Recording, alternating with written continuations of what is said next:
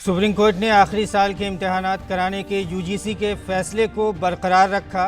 कहा, रियासत और यूनिवर्सिटियां 30 सितंबर तक आखिरी साल के इम्तहानात कराए बिना तलबा को नहीं कर सकती पास। किसी रियासत को एतराज़ होने पर इम्तिहान की नई तारीखों के लिए यूजीसी का करना चाहिए रुख। वज़ीर ख़ारजा एस जयशंकर ने दहशतगर्दी को बताया कैंसर। कहा, यह मुहलिक वबा की तरह पूरी इंसानियत को करती है मुतासिर। वज़ीर ख़ारजा ने कहा, दहशतगर्दों की सरकोबी के लिए आलमी बिरादरी ने बरवक्त नहीं लिया फैसला।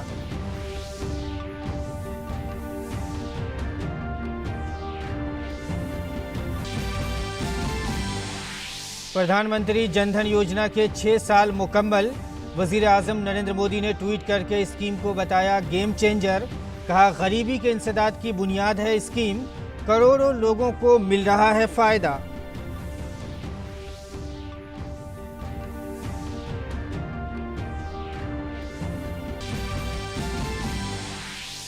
भारी बारिश के सबब उड़ीसा में सैलाब की सूरत हाल। जम्मू में कई नदियां तुग़यानी पर। महकमा मौसमियात ने आइंदा 4 दिन में वस्त और शुमाली भारत में की ज़बरदस्त बारिश की पेशगोई।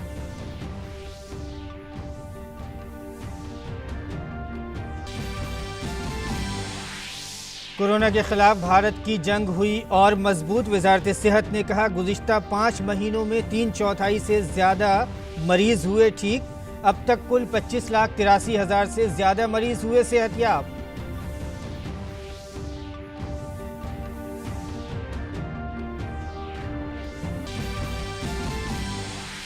जापान के वज़ीर आज़म शिंजो आबे ने सेहत के ख़राब होने की सबब अपने ओहदे से दिया इस्तीफ़ा। कहा, बीमारी की वजह से नहीं ले सकेंगे मुनासिब फैसले।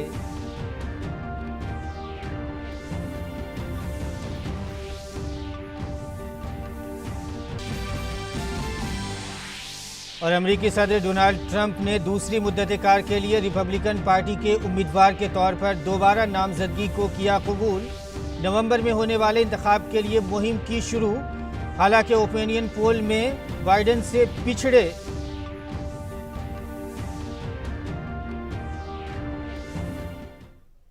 नाजरीन आदाब, उर्दू खबरनामे में आपका खैर मकदम है। मैं हूं मसरूर फैज़ी और आइए अब खबरों पर तफसील से नज़र डालते हैं।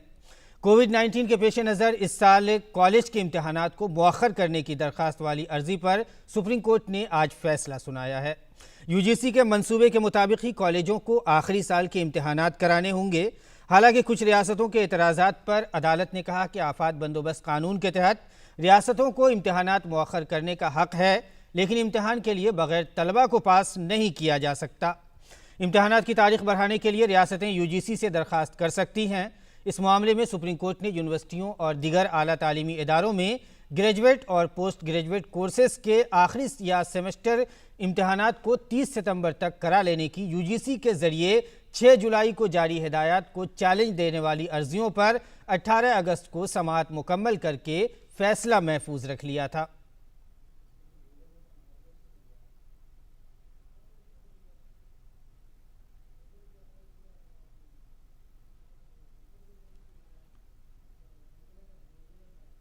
और यूनिवर्सिटियों में आखिरी साल के इम्तहानात 30 सितंबर तक कराने के यूजीसी के सर्कुलर को सुप्रीम कोर्ट की मंजूरी मिल गई।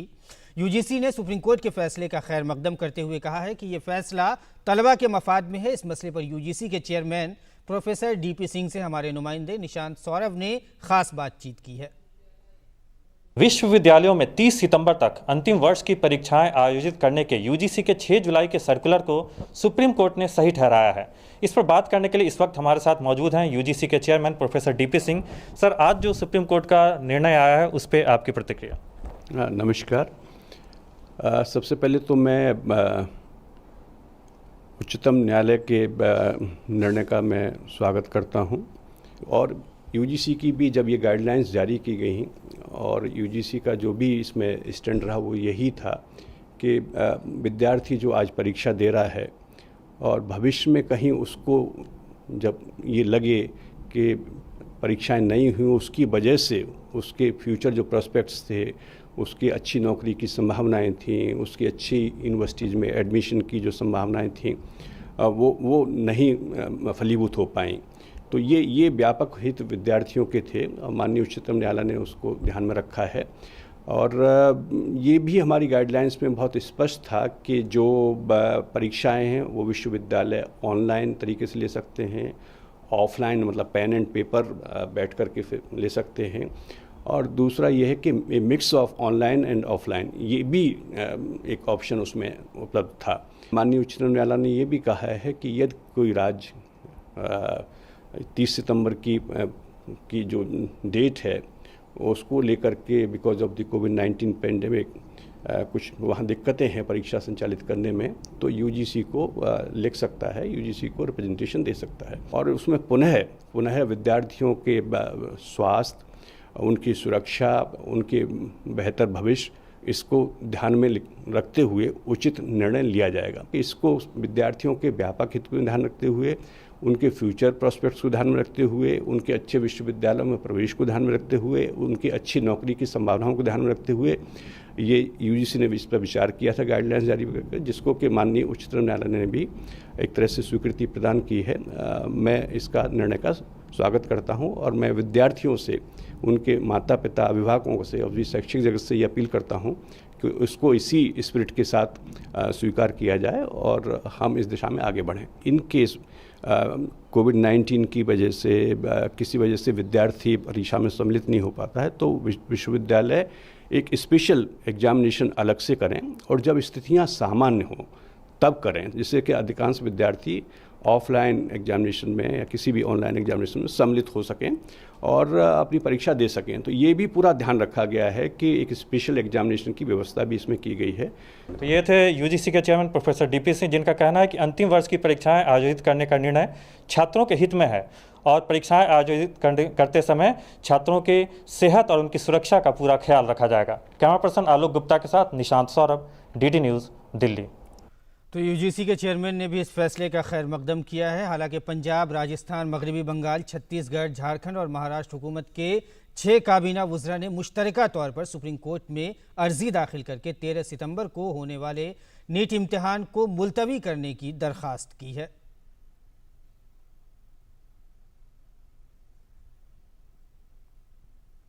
और अगली खबर पर नजर डालते हैं। वजीर खारजा एस जयशंकर ने आज कहा कि दहशतगर्दी कैंसर जैसी मुहलिक वबा की तरह है जो पूरी इंसानियत को मुतासिर करती है। उन्होंने कहा कि दहशतगर्दी को पैदा करने वाले ममालिक ही खुद को दहशतगर्दी के शिकार के तौर पर पेश करने की कोशिश करते हैं। वजीर खारजा 19वें दरबारी सेठ यादगारी लेक्चर से वीडियो कॉन्फ्रेंसिंग के जरिए खिताब कर रहे थे।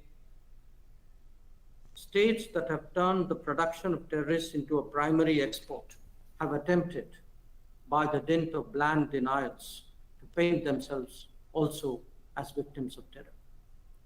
But as we have seen last week, sustained pressure through international mechanisms to prevent the movement of funds for terror groups and the front agencies can work.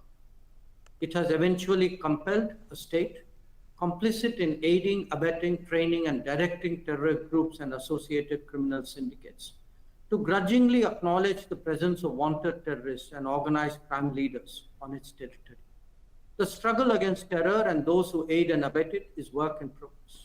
It remains for the international system to create the necessary mechanisms to shut down the structures that support and enable terrorism, whether in South Asia or across the globe. S Jaishankar ने कहा कि corona वबा के बावजूद भारत अपने नज़रिए को आलमी बनाए हुए है। उन्होंने कहा कि मौजूदा वक्त में ग्लोबलाइजेशन के तस्वुर पर फिर से गौर करने की ज़रूरत है। The current times, however, do provide an occasion to review the nature and terms of our external engagement. Economically, arrangements based on the template of others have naturally not worked in our favor. Thinking through the challenges we face on the basis of our own interests is therefore very much the essence of Atmanirbharta. Livelihood and innovation should never be sacrificed at the altar of political fashion or commercial convenience. Believe me, our country has enough cards to play if we have the confidence to play them well. Well, all that will inevitably unfold. The time is also right for us to revisit the very concept of globalization.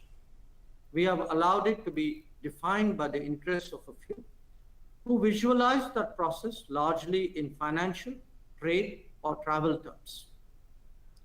Real globalization can never be just an aggregate of transactions in these domains.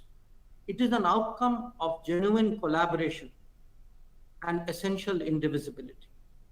The true challenges are more phenomena like terrorism, pandemics, and climate change.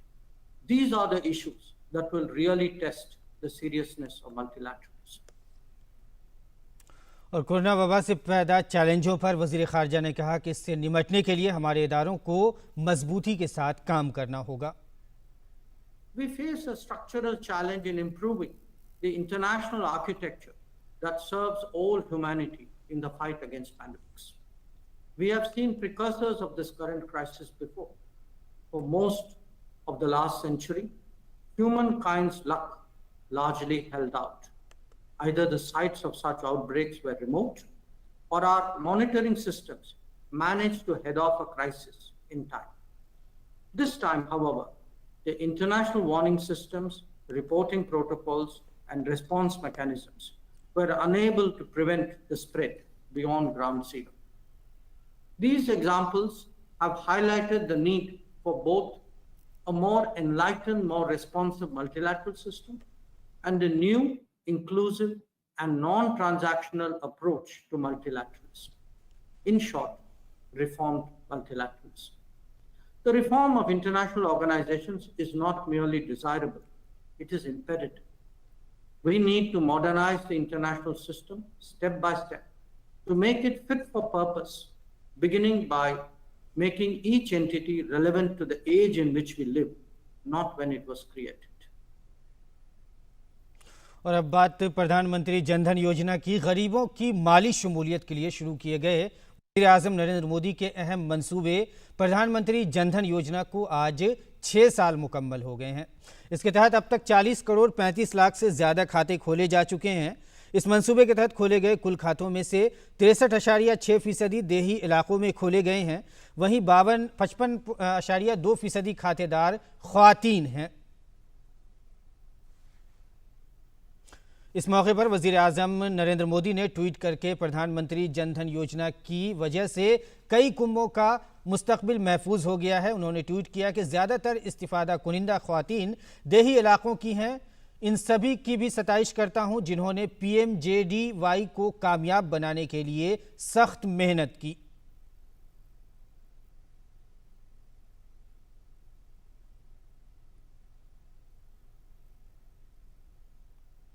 वहीं इत्तलात और नशरियात के वजीर प्रकाश जावड़ेकर ने जनधन योजना की 6ठी सालगिरह के मौके पर कहा कि इस मंसूबे के तहत खोले गए खातेदारों की 63% तादाद उन लोगों पर मुश्तमिल है जो देही पस मंज़र से आते हैं। एक ट्वीट पैगाम में प्रकाश जावड़ेकर ने कहा कि इस स्कीम से शुरू होने से अब तक 40 करोड़ से भी ज़्यादा बैंक खाते खोले गए हैं।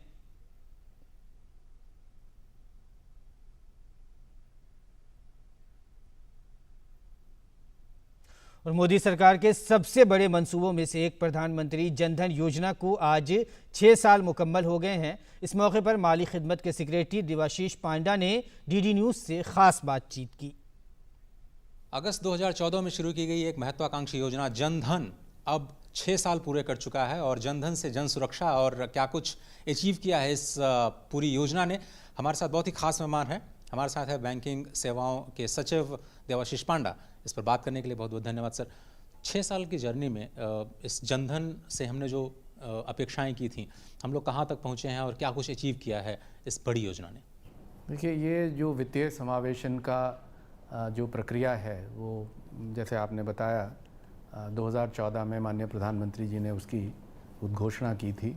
आज 40 करोड़ प्रधानमंत्री जनधन योजना हमारे देश में खुल गए हैं। तो जो व्यक्ति अंतिम छोर पर था, जिसके पास बैंक अकाउंट नहीं था, तो वो इनफॉर्मल जो सोर्स है वहाँ से उसको ऋण लेने के लिए मजबूर होना पड़ता था। ये अकाउंट सब ज़ीरो बैलेंस से शुरू हुआ और आज मुझे ये कहने में गर्व है, खुशी है कि 1,30,000 करोड़ रुपया इनके बैंक खाता में जमा है। अब क्या इससे एफिशिएंसी भी आई है? क्या अब जितना पैसा आप भेजना चाहते हैं बेनिफिशियरी तक उतना पहुंच पा रहा है? इससे सिस्टम कितना मजबूत हुआ है, सिस्टम कितना एफिशिएंट हुआ है? सिस्टम बहुत ही रोबस्ट सिस्टम बन गया है और एनपीसीआई के माध्यम से जो भी पैसा पीएफएमएस द्वारा जमा करा जाता है बैंकिंग चैनल में, और वो फिर उसकी पेमेंट सेटलमेंट, जैसे मैंने बताया, आज सुबह बैंक में पैसा गया, शाम तक लाभार्थी के खाते में पैसा पहुंच रहा है। इसका भविष्य क्या दिखता है? अब जो ये इंफ्रास्ट्रक्चर आपके पास तैयार है, आगे का रोड मैप क्या है? अब देखिए, उनका खाता खुल गया, उनको एक सुरक्षा कवच मिल गया। अब यह है कि वो कैसे और फाइनेंशियली और इकोनॉमिकली एम्पावर हों, यानी वो कोई ऐसी व्यवसाय शुरू कर दें जिससे कि उनका इनकम जनरेटिंग एक्टिविटी जो है वो उसमें वृद्धि हो। जनधन का भी बहुत बड़ा योगदान है, और इसके अलावा जो हमारा ये डिजिटल पाइपलाइन बिछ गया है वो भी है। और आगे आने वाले समय में हमारा प्रयास है लेंडिंग भी डिजिटल हो। डेटा पॉइंट्स, आज के दिन में बहुत सारे डेटा है, तो वो डेटा को कनेक्ट करके हम उसकी क्रेडिट वर्दिनेस को एसेस कर सकते हैं। तो इस पे भी काम चल रहा है। और जैसा कि सचिव महोदय बता रहे हैं कि जो लोग एम्पावर्ड नहीं हैं उनको अब एम्पावरमेंट करने के लिए, यानी सशक्त बनाने की जो मुहिम है वो और भी आने वाले दिनों में तेज होती हुई नजर आएगी। कैमरामैन शुभम के साथ अजय मिश्र, डीडी न्यूज़, दिल्ली। और इस वक्त एक बड़ी खबर आ रही है जम्मू कश्मीर से, जहां एक शोपियां में जो है एक इनकाउंटर के दौरान हिफाजती एहलकारों ने 4 दहशतगर्दों को ढेर कर दिया है। जी हां, इस वक्त की बड़ी खबर हम आपको दिखा रहे हैं। खबर जम्मू कश्मीर के शोपियां से है, जहां 4 दहशतगर्दों को हिफाजती एहलकारों ने ढेर कर दिया है। तो ये खबर हम आपको दिखा रहे हैं, इस वक्त की एक बड़ी खबर जहां जम्मू कश्मीर से आ रही है, जहां के जम्मू कश्मीर के शोपियां में इनकाउंटर की खबर आ रही है। इस इनकाउंटर में हिफाजती दस्तों ने 4 दहशतगर्दों को ढेर कर दिया है। तो इस वक्त की बड़ी खबर आपके सामने है, जम्मू कश्मीर से है ये खबर। जम्मू कश्मीर के शोपियां में 4 दहशतगर्दों को हिफाजती दस्तों ने ढेर कर दिया है, और लगातार हिफाजती दस्तों की ये कामयाबी आपके सामने नजर आती है। जम्मू कश्मीर में हिफाजती दस्तों की लगातार कोशिशों से, खास करके पिछले गुज़िश्ता अगर हम 3-4 सालों में देखें तो लगातार इस तरह के जो हादसात होते हैं उसमें जो है हमेशा सिक्योरिटी दस्तों को कामयाबी मिली है, और सिक्योरिटी दस्तों ने पूरी तरह से हर तरह के मसाइल का सामना किया है। दहशतगर्दों को बड़े पैमाने पर सिक्योरिटी दस्तों ने कमज़ोर किया है, उनकी दहशतगर्दाना सरगर्मियों को रोका है। और ये अभी का वाक़या हम आपको दिखा रहे हैं, जो जम्मू कश्मीर के शोपियां में इनकाउंटर हुआ है, उसमें हिफाजती दस्तों ने 4 दहशतगर्दों को मार गिराया है। हिफाजती दस्तों की एक बड़ी कामयाबी जो हम कह सकते हैं। जम्मू कश्मीर में लगातार इस तरह की कोशिशें हमारी हिफाजती दस्ते अंजाम देते रहते हैं। और इसी पर मज़ीद तफसीलात के लिए हमारे साथ इस वक्त जम्मू कश्मीर से हमारे साथ जुड़े हमारे नुमाइंदे सलमान काजी, आइए हम उनसे बात करते हैं। सलमान, ये जो अभी शोपियां में वाक़या, दहशतगर्दियों को मारने का जो वाक़या पेश आया है, इसके बारे में आपके पास क्या इत्तलाआत हैं? ये किलोरा एरिया है जहाँ पे सिक्योरिटी फोर्सेस ने ये ऑपरेशन किया था। वहाँ पे ये जो अल बद्र मिलिटेंट ग्रुप है, उसके जो मिलिटेंट्स हैं वो मारे गए हैं, और बताया जा रहा है कि एक जिंदा पकड़ा गया है। अभी तक ये नहीं पता है कि ये उस मिलिटेंट ने सरेंडर किया या कैसे पकड़ा गया है, लेकिन हमारे जो सोर्सेज कह रहे हैं वो कह रहे हैं कि एक मिलिटेंट ने सरेंडर किया है और 4 को मारा गया है। और ये बहुत ही कामयाब ऑपरेशन माना जाता है, खास तौर पे इस फैक्ट के लिए कि यहाँ पे एक जो मिलिटेंट है उसको जिंदा पकड़ा गया है। ये किलोरा एरिया है शोपियान में, जहाँ पे और बहुत ही जल्द ये यहाँ पे सिचुएशन डेवलप हुई। यूजुअली एनकाउंटर रात के वक्त स्टार्ट होते हैं, तो लेकिन ये दिन में अभी एक पहले ही एनकाउंटर स्टार्ट हुआ और बहुत जल्द ही सिक्योरिटी फोर्सेस को बहुत बड़ी कामयाबी मिली है। हालांकि अभी तक ऑफिशियली उन्होंने क्लेम नहीं किया है, लेकिन अनऑफिशियली बताया जा रहा है कि ये जो अल बद्र मिलिटेंट तंजीम है, ये इसका ऑलमोस्ट डेस्टिनेट हो चुकी है इस ऑपरेशन के बाद, और ये बिल्कुल खत्म हो चुकी है इस ऑपरेशन के बाद। तो एक बहुत ही कामयाब ऑपरेशन रहा ये शोपियां का एनकाउंटर। सलमान, क्या आपके पास इस तरह की कोई जानकारी है कि हिफाजती दस्तों ने ये मुहासरा कब से कर रखा था? उन्होंने दहशतगर्दों का मुहासरा कब से कर रखा था, और इनका ये कार्रवाई है ये कब शुरू हुई थी? देखिए, मैं 1 घंटा पहले ही हमें पहली कॉल्स मिली जो हमारे लोकल रिपोर्टर्स हैं कि वहां पे एक एनकाउंटर रहा है। तो मुझे नहीं लगता कि ये ज्यादा देर तक ये एनकाउंटर चला। के अंदर ही उसके बाद ये एनकाउंटर हो गया। बहुत ही जल्द ये एनकाउंटर हुआ बहुत ही तेजी के साथ, हम इतना जल्दी एक्सपेक्ट नहीं कर रहे थे कि अभी जल्दी खबरें आ जाएंगी। तो पहले खबर आई कि 2 मिलिटेंट मारे गए हैं, उसके बाद ने और कहा कि 2 मिलिटेंट मारे गए हैं। इसमें उन्होंने कहा कि अल-बद्र का एक टॉप कमांडर भी मारा गया है, और उनका कहना है कि ये अल-बद्र जो मिलिटेंट ऑर्गेनाइजेशन है, ये सफाया हो रहा है इस इनकाउंटर के बाद। बहुत बहुत शुक्रिया सलमान आपका हमसे जुड़ने के लिए। तो इस वक्त की बड़ी खबर जो हमारे नुमाइंदे वहाँ से हमको बता रहे थे कि शोपियां में हिफाजती दस्तों को बड़ी कामयाबी मिली है और 4 दहशतगर्दों को हिफाजती दस्तों ने ढेर कर दिया है। हिफाजती दस्तों की एक बड़ी कामयाबी हम इसको कह सकते हैं। फिलहाल आगे बढ़ते हैं। बुलेटिन में सदर की मंजूरी के बाद ज़ेर इंतज़ाम मरकज़ के ज़ेर इंतज़ाम इलाके जम्मू कश्मीर में हुकूमत के कामकाज को चलाने से मुतालिक ज़वाबित 2019 को नोटिफाई कर दिया गया है। वज़ारत दाखिला के ज़रिए जारी इस नोटिफिकेशन में इन ज़ाब्तों का जिक्र किया गया है जिनके ज़रिए मरकज़ के ज़ेर इंतज़ाम इस इलाके में हुकूमत का कामकाज हो सकेगा। इसके साथ ही काबीना की हुकूक़ व फ़राइज़ के साथ हुकूमत चलाने में LG के इख्तियारात का भी जिक्र है। किस सूरत हाल में मामले को मरकज़ के पास भेजना ज़रूरी होगा, ज़वाबित में इस बात का भी जिक्र किया गया है। कौन सा महकमा कौन से उमूर को देखेगा, ज़ाब्तों में ये भी बताया गया है। ये ज़वाबित जम्मू कश्मीर में हुकूमत चलाने की बुनियाद बनेंगे। सुप्रीम कोर्ट ने बिहार में असम्बली इंतखाब मुलतवी करने वाली मफाद आम्मा की अर्जी पर समाज से इनकार करते हुए कहा कि इंतखाब मुलतवी करने के लिए कोविड-19 बुनियाद नहीं हो सकता। अर्जी में रियासत के कोरोना वायरस इन्फेक्शन से पाक होने तक इंतखाब मुलतवी किए जाने की दरख्वास्त की गई थी। बेंच ने कहा कि ये वक्त से कबल दायर की गई अर्जी है क्योंकि असम्बली इंतखाब के लिए अब तक कोई नोटिफिकेशन जारी नहीं किया गया है। और अब बात सैलाब की करें तो मगरबी उड़ीसा, छत्तीसगढ़ और झारखंड में तेज़ बारिश की पेशगोई के साथ साथ कटक, जगतपुर, संगपुर, केंद्र, पाड़ा, पुरी, खर्दा और नयागढ़ अजला के लिए सैलाब का अलर्ट जारी किया गया है। शुमाली उड़ीसा में बुध से बालंगा नदी में भी सैलाब की सूरत हाल संगीन बनी हुई है। वहीं तेज़ बारिश की वजह से ब्राह्मणी और वेवत्री नदी के आबी सतह में इजाफा हो गया है। उड़ीसा में बारिश और सैलाब के वाक़यात में अब तक 7 लोगों की मौत हो चुकी है। भारी से औसत बारिश की वजह से 8 अजला में येलो अलर्ट जारी किया गया है। वहीं माहीगीरों को आइंदा 24 घंटों में समंदर में न जाने का मशवरा दिया गया है। आसाम में सैलाब से हुए नुकसान का जायजा लेने के लिए मरकज़ की 6 रुकनी टीम रियासत के दौरे पर है। बुध के रोज से ही मुसलसल ये टीम 7 अजला नागांव, गोलाघाट, लखीमपुर, ओपरी आसाम के माजोली और नशेबी आसाम में गोलपुरा, बोंगाई गांव और बारपीटा के सैलाब से मुतासिरा इलाकों के दौरे पर है। टीम के रुकन आला अफसरान के साथ मुलाकात और बातचीत करके सैलाब के सबब हुए नुकसान का बारीकी के साथ जायजा ले रहे हैं। इस टीम में जल शक्ति की वजारत, ज़राअत की वजारत, सड़क व नकलो हमल, खजाना और देही तरक्यात की वजारत के अफसरान शामिल हैं। रियासत में शदीद नौयत के सैलाब से तकरीबन 57 लाख लोग मुतासिर हुए हैं और 22 मई से 20 अगस्त के दरमियान 113 लोगों की मौत हुई है। और नाज़रीन आपको बता दें कि जापान के वज़ीर आज़म शिंजो आबे ने सेहत से मुताल्लिक़ मसाइल के सबब अपने ओहदे से इस्तीफ़ा दे दिया है।